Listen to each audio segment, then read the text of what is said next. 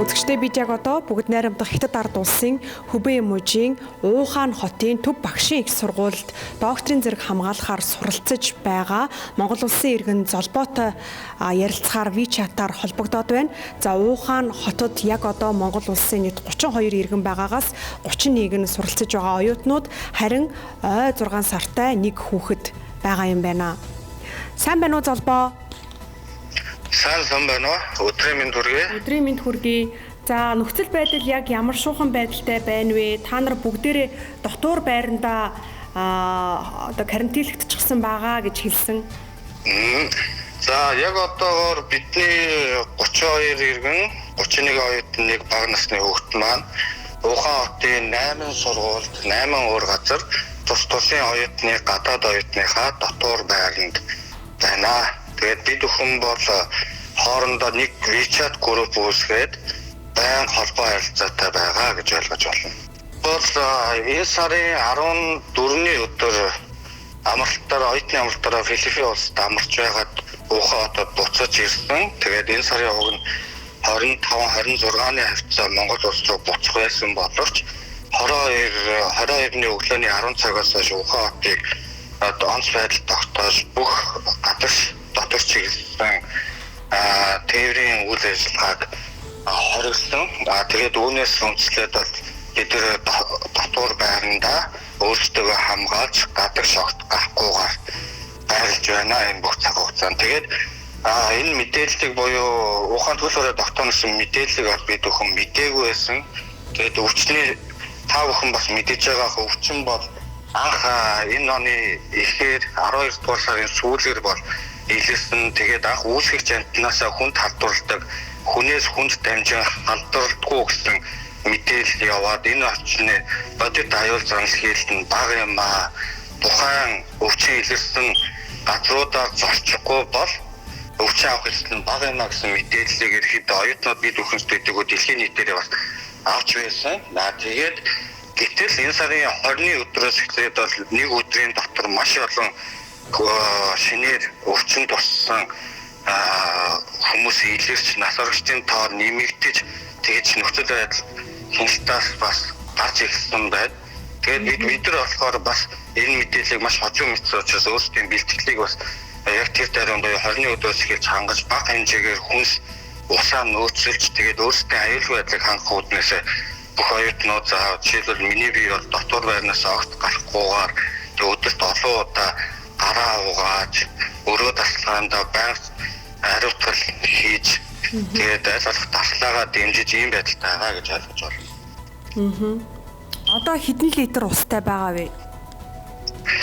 За яг одоогийн байдлаар бол нэг 15 орчим литр устай байна. Энэ бас яг одоо хэдтийн цагаан сар ууг нь бол тохиож байгаа. Энэ сарын 25-наас тийм учраас жил болго яг энэ цагаан сарын үеэр 7 хоног бүх хэдтийн дэлгүүр, хоршоо, тонх худалдааны төв бүгд амардаг үе бас яг зэрэг тохиолсон.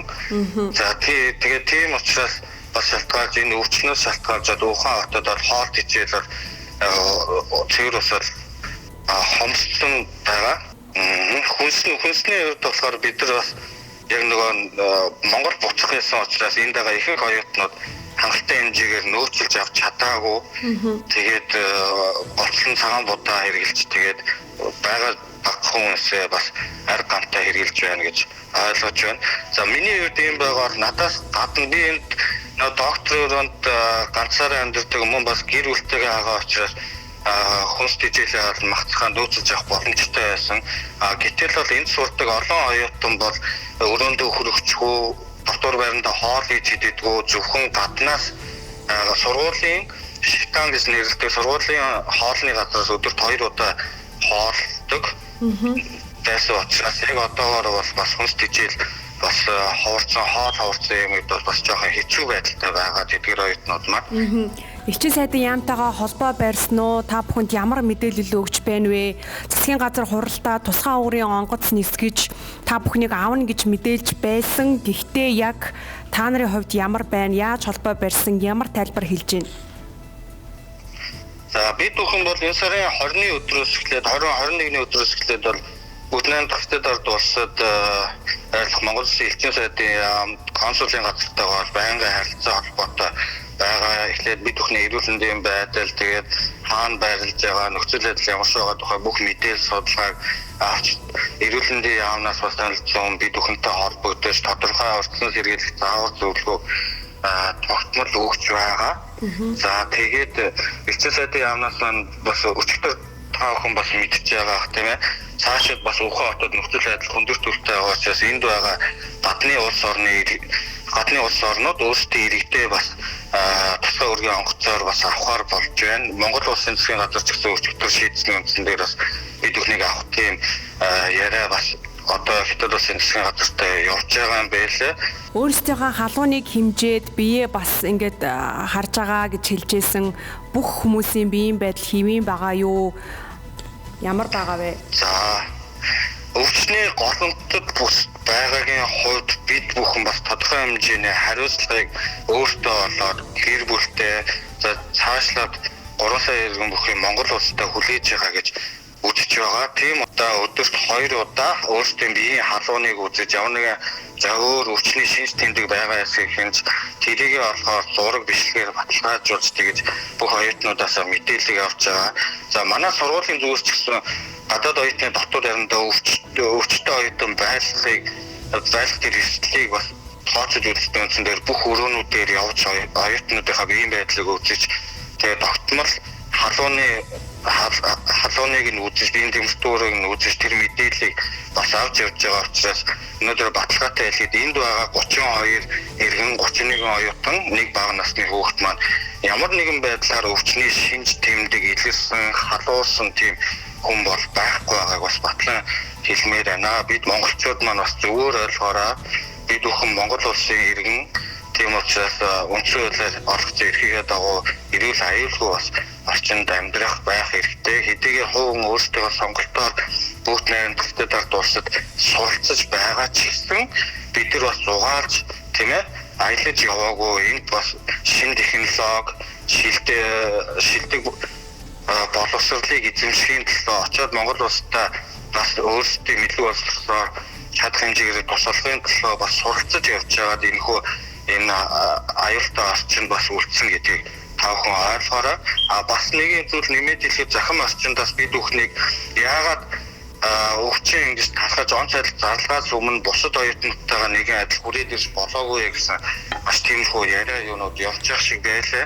Тэгээд үүн дээр бас тодорхой хэмжээний хариулт өгөхөд зөвхөн хятад хэлтгүү гадаадын улс орнуудад сурдаг маш олон оюутны өвлийн амралтаараа буцагдгүй өөрсдийн бас дотоод асуудал болон хичээлээс шалтгаалаад өвлийн амралтад өр бүтээлтэй өнгөрөх зорилгоор бас тухайн сургуультай үрдэж хичээлээ давтдаг байгаа. Боц хилээдээ болохоор энэ хятадын цагаан сарыг өнгөрөөж захиалсан байгаа. Яагаад тэгэхээр хятадын цагаан сар маань та бүхэн мэдж байгаа маш олон сая хятадууд өөр хот руу өөр тосгон руу шилжиж төлөвлөгөө явуулдаг учраас энэ үеэр бол ямар нэгэн тээврийн хэрэгсэл болоод зарчих тасалбар бол маш хурддаг байгаа. Үүн бүхнээс шалтгаалаад биднээс буцханаас хоошилсан байсан учраас хүссэндээ ч юм уу хариуцахгүй байдлын үндсэн дээр бас энд үлдээгвэ гэдгийг та бүхэн бас ойлгох хэрэгтэй байх гэж найдаж байна.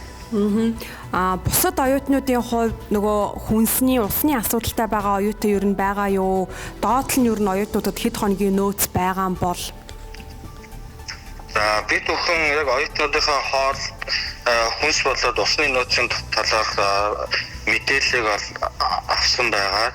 Хамгийн багадаа бол 2 хоногийн хүнсний нөөцтэй зөвхөн цагаан будаатай тэгээд 2 жижиг 0.5 устай тийм оюутанч байна. Гэрүүлээр амьдардаг оюутнуудад 14 хоногийн хүнсээ нөөцлөн байсан оюутнууд ч байна. Харилцан адилгүй байгаа.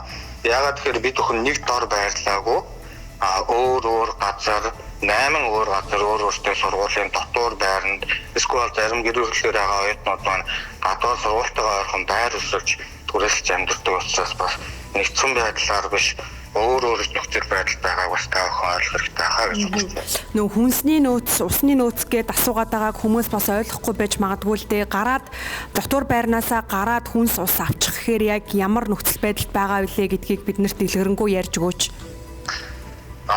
За ерөнхийдөө сургуулийн зүгээс болоод энэ хятад эрүүл мэндийн байгууллагуудын зүгээс бол бид бүхэнд хамгийн түрүүнд өгч байгаа зөвлөмж нь өөрийгөө тусгаарлах буюу гадагшаа орчинд гарахгүй хүмүүстэй харилцахгүй байх тийм зөвлөмжийг өгсөн хамгийн нэгдүгээр зөвлөмж нь. Тийм учраас аюулгүй байдлаа хангахын тулд бид бүхэн ерөөсөө гадуур орохгүй гадуур гарлаа ч гэсэн онгорхой бас яг энэ цаг үед онгорхой дэлгүүр идэх хомс байгаа хоол явж олон хүнтэй харилцаж олон метрийн турш гудамжаар явж дэлгүүр орох учраас тэр эрсдлээс өөрсдөө сэргийлэхийн тулд гарч чадахгүй байгаа учраас хүнсний болоод усны нөөцийн асуудал маань энд бас боддоор яригдж байгаа гэж ойлгож байна. Ойролцоогоор 3 км-ийн хэмжээтэй ч юм уу тиймэрхүү кампус дотроо байрладаг учраас яг бүр гадаа гудамжинд бол гарахгүй кампусуудын дэлгүүрүүд маань хаалттай тийм нөхцөл байдалтай байна яг. Сургуулийн захиргаанаас нь ер нь яаж тусалж дэмжиж байгаа вэ?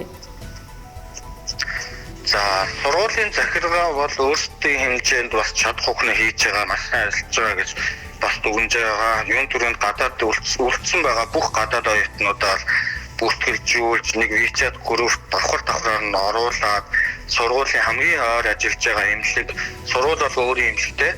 За тэгээд хамгийн ойр ажиллаж байгаа 2-3 эмнэлгийн мэдээллийг өгч бидэрт амны хаалтыг нэг хүнд 5 ширхгийг, зарим нь 2 ширхгийг, зарим сургууль нь 10 ширхэг ч юм уу ингэж тарааж өгч байгаа. Манай сургуулийн жишээлбэл 10 ширхэг амны хаалт тэгээд халууны температур үүсдэг термометр гэдэг л халууны шил. За тэгээд гар хариуцагч байцыг бас тарааж өгсөн байгаа. Нөгөө сонирхоод асуухад нөгөө коронавирусын голомт одоо их усүрэн сарсан багвахаа зэрэг зэрлэг амьтад гэд ярьжсэн шүү дээ тий. Тэгэхээр одоо наад бүсэд байгаа одоо нутгийн иргэдийн соёл уламжлал нь байсан юм уу? Амьтдыг түүхийгээр нь иддэг байсан юм уу? Яг ямар учиртай байсан юм бол мэдээлэл байгаа бол ингээд сонирхуулж хэлж өгөөч. За энэ бол бид бүхэн мэдж байгаа нутгийн хооллох соёл, хоолны соёл, аж ахуй нь өөр зөвхөн хятад ч гэлтгүй энэ зүүн өмнөд Азийн халуун дулаан уур амьсгалтай бүс нутагт мэлхий, хүнсний жом, могоо гэх мэт амьтдыг бас хүнсэнд өргөн хэрэглэдэг хэрэгсээ бас одоо жилиг үтсэн байх. За энэ Ухаан мужид хятад улсын өмнөд мужуудын хувьд болохоор ерхийдөө юм сонирхох байдлаас ч гэдэм үү яг тухайн өвчин гарсан тухайн захын хувьд болохоор нохооноос эхлүүлээд царсан багвахаа нохоо янз бүрийн загас амьтад гэх мэтийг бас худалдаалдаг байсан гэж сүүлд нь уншсан. За энэ болохоор нөгөө хин нэгний сонууч тэр зан дээр дөрөөлсөн бизнес болохоос ш хятадууд нь дийлэнхээр бол тийм хоол хүнс бол хэрэгэлдэггүй. За тэгэхээр энэ өвчний голомт болсон тухайн хүнсний зах тэр ойлцсон яг мэдээллийг нь бид нар бас гэтээ янз бүрийн их сурвалжаас авахд бол сарсан багваханаас халдварсан байж магадгүй.